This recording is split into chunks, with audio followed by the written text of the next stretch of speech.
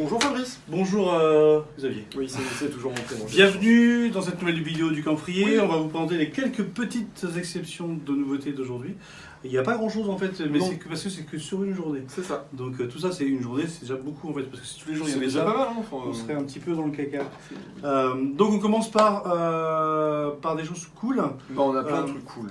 Ouais, un truc pour les mômes, bon c'est très tendance en ce moment, c'est les escape games, tout le monde connaît les escape games, t'as 1 heure pour te barrer d'une pièce. Voilà, c'est le même principe. C'est le même principe, t'as 1 heure pour te barrer du bouquin. Donc il y a un plan. Ouais, voilà. Cette collection elle est bien en plus, elle est classée par niveau de difficulté et tout. C'est un bon petit jeu de mercredi après-midi que tu peux balancer à ton môme. Il pleut, il fait moche, occupe ton enfant. Il y a des niveaux de difficulté, Ouais, et là c'est plutôt et sympa. accessibilité 3 étoiles, donc ça c'est avec. Celui-là c'est avec Chi. Tu rabats des trucs sur le côté comme ça, t'as ta table et tout. La classe. Ça, Non mais c'est bien foutu, hein, c'est bien pensé. On a le tome 11 de High School DxD qui est aussi le dernier tome. Ah mais c'est du manga ça. Oui. Toujours pour les mômes, moi je suis sur Super Mario le tome 19 et je crois qu'il y a aussi un autre truc pour les enfants qui est sorti, toujours chez Nintendo. Il y a Splatoon aussi qui est débarqué. Qui est quelque part, voilà. T'entends. On est sur le tome combien? Un tome 4. Tome 4 pour Splatoon. Splatoon vraiment très sympa en Très bonne manga. petite série. Mario, si vous pouvez être fan de la série, mais c'est vrai que Ouais. tome 19, honnêtement, moi j'aurais arrêté avant. À 5. C'était relativement attendu, c'est une double sortie puisqu'il y a le light novel de Empire of Corpses et le manga qui arrive. Donc c'est un récit des héritiers du docteur Frankenstein. Donc dans un 19e siècle, un univers très victorien, où on a trouvé le moyen de ramener complètement. On a trouvé un moyen de ramener les morts à la vie. Grâce à la fée électricité. Entre autres, John Watson, jeune étudiant en médecine, est contraint d'entrer au service de la couronne britannique pour échapper aux travaux forcés. Il part alors pour la lointaine Asie dans l'espoir de retenir l'âme et la parole à son ami. Alors c'est très joli, j'adore Frankenstein et tout ce qu'il y a autour. Et en plus, petit bonus, série en 3 tomes. Oui, c'est une série en 3 tomes, il y a le manga et le light novel. L'animé existe aussi. Absolument. Voilà, en réédition, on a en version intégrale double tome en fait. Le tome 4, donc qui représente le tome 7 et 8 de Pink Diary, le manga français de Jenny. Voilà, c'est fait. C'est pas un manga parce que c'est coréen, mais c'est le tome 5 de la réédition de Priest qui est là. Ça c'est bien pris, ça C'est méritait une très chouette série. Et puis c'est une vraie belle édition en plus. Bon, du shoujo pour me faire plaisir, ça. Allez, vas-y. Donc Between You and Me chez Soleil Manga, déjà au tome 6. Donc Kaede part pour un boulot d'été. L'éloignant de Shizuku. Ce qui laisse à Nishina le champ libre pour approcher cette... Oh non, voilà, on va bosser, puis voilà, on traverse la rue et c'est le bordel. C'est ça, et c'est la merde. Coffee and Vanilla, le tome 6, c'est pour Laurine, parce qu'il y a Coffee dans le titre. Ouais, mais c'est pas c'est pas sûr. Oh, allez. Elle est très très... D'ailleurs, Laurine, j'ai un t-shirt spécial dédicace. Avec marqué Coffee. Avec la journée... Quoi, le Coffee du hibou? Non, la vie commence après le café. Il y a des plumes dans ton Coffee. Oui, c'est ça. Toujours dans le yaoi, toujours c'est Soleil Manga et le tome 3. Shoujo. Dans le shoujo. Ah, c'est du yaoi mix. C'est du yaoi mix. Ok. Non, bien rattrapé. Le tome 3 de chez Soleil Manga de Too Close to Me. Donc voilà. L'amour, je ne savais pas vraiment ce que c'était. Je pense qu'il va un petit peu deviner. Oui, probablement. Ou alors c'est qu'il est vraiment mauvais. Petite série hyper anecdotique et intimiste, pas connue par grand monde. Le tome 5 de Dragon Ball Super est arrivé. Alors je sais que la plupart d'entre vous l'attendaient la semaine dernière, c'était prévu au départ pour le 5 novembre si je ne me trompe pas. Ça a été reporté, c'est normal. On nous ont tous contactés en catastrophe, genre mon Dieu, on est désolé. Mais même l'éditeur était paniqué, ils ont eu un problème d'impression, mais ça y est, il est enfin là. C'est bon, une semaine, c'est pas non plus... Ah mais quand on t'a dit que c'était le 5 et que finalement c'est le 13, tu paniques un peu quoi. Bon, moi je m'en fous, mais... Voilà. Donc toujours du shoujo, mais là il balance un intégral de chez Kazé, le cœur de hérisson. C'est très mignon en fait. Ouais. Est-ce qu'il y a des piquants, tu crois? Non, mais il y a 3 cartes postales. Cool. Ça pique aussi, mais il y a des coins. Avec les angles comme ça et puis... Bagarreur et solitaire, Ozuki a la réputation d'être le mauvais garçon du lycée, mais seule une fille va pouvoir le calmer. Et du coup, parce que c'est un mauvais garçon, on le compare à un hérisson. Ben oui, parce qu'il pique. Ouais, c'est quand même super peu à peu, le garçon hérisson baisse sa garde, toi. Ouais, c'est quand même super intimidant, un hérisson. Ça fait mal. Ouais, ok. Allez. Quand même, c'est un richon. Dans une autre intégrale, Pochi et Kuro, les 4 tomes de la série de ces démons qui... C'est des chouettes cadeaux de Noël, ça, en fait. Ouais, c'est des petits cadeaux intégraux. Voilà, pour les mômes, on peut... Dedans, pareil, il y a des petites cartes postales et tout. C'est Kazé qui fait ça, c'est plutôt cool. Ça s'offre. Ça s'achète pas, mais ça s'offre. Mais ça s'offre, ça peut être un cadeau de Noël sympa. Pour finir avec les mangas, moi j'aime beaucoup cette édition. C'est Nobi Nobi qui fait des adaptations d'œuvres classiques, et qui pour l'instant n'avait fait quasiment que des œuvres classiques occidentales, et qui là pour le coup nous offre une adaptation de Train de nuit dans la Voie lactée, c'est un roman japonais, ça, hein, qui est une œuvre de Kenji Miyazawa au départ, donc c'est un classique de la littérature japonaise, et c'est très onirique. Et c'est toujours super mignon.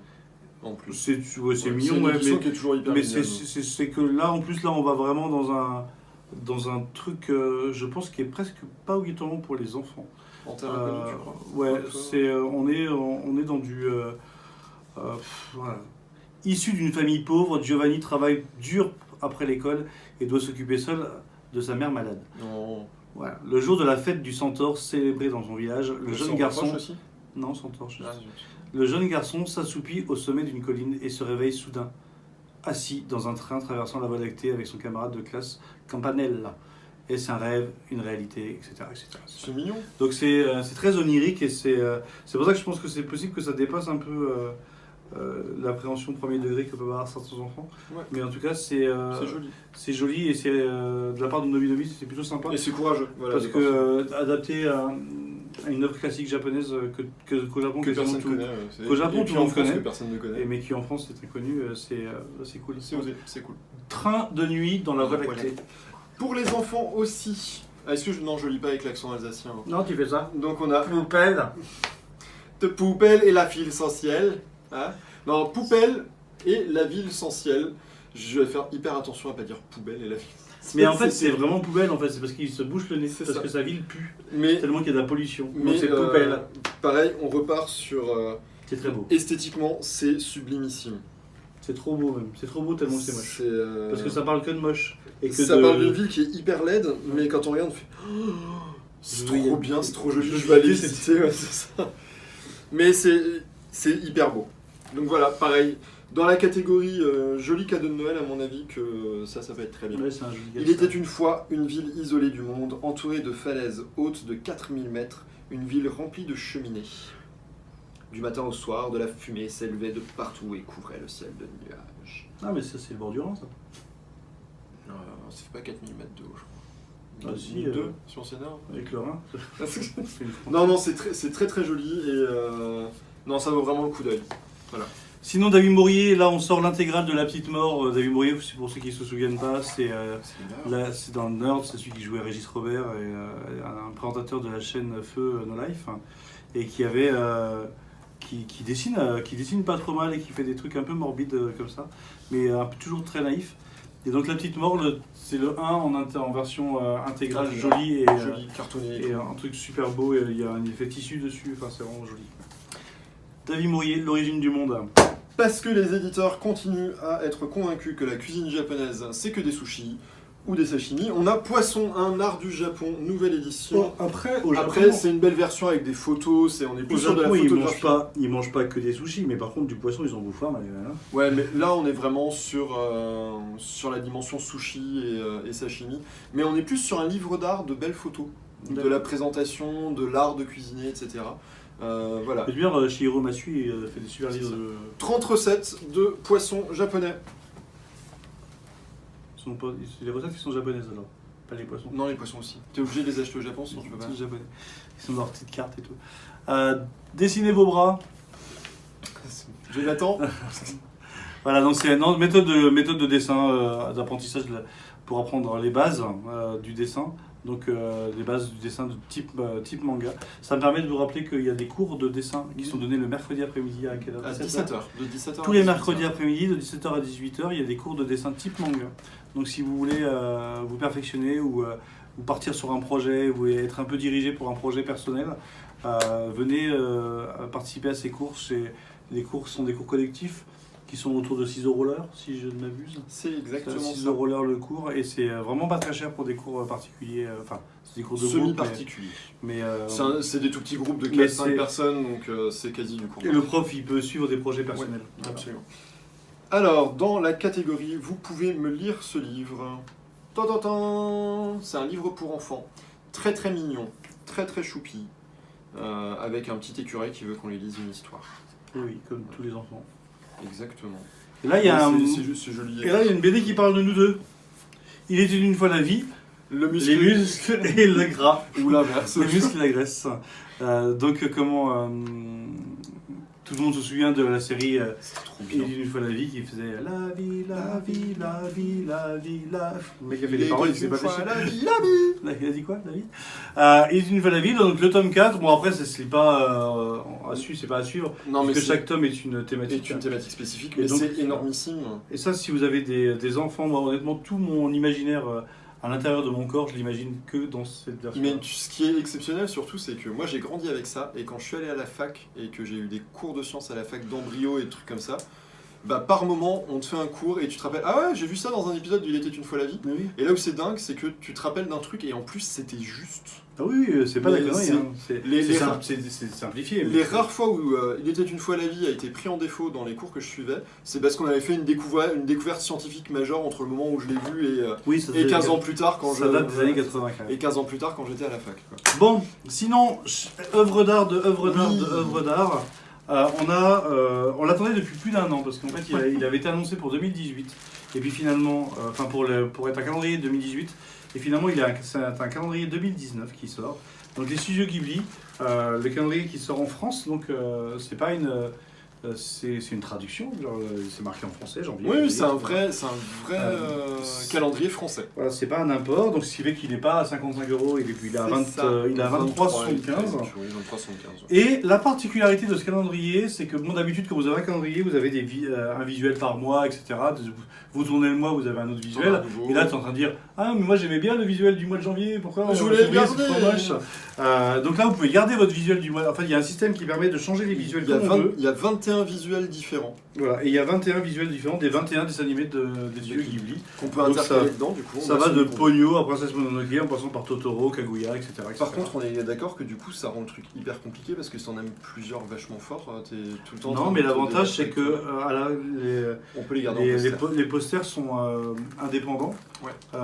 Et donc, c'est pas exclu qu'on ait des posters à vendre à partir de janvier-février. Tout seul parce qu'on en a des tout seuls aussi. Et donc l'avantage c'est qu'en achetant ça qui coûte 23 €, vous avez 21 posters. De taille ou taille A3 affiches qui se mettent sous cadre. Ce qui fait le poster un peu plus d'1 €, ce qui est pas énorme. Et il n'y a pas une seule image que moi j'aime pas. Hein. Franchement, celle de Ponyo elle est sublime, celle de Chihiro aussi. Elles sont toutes belles.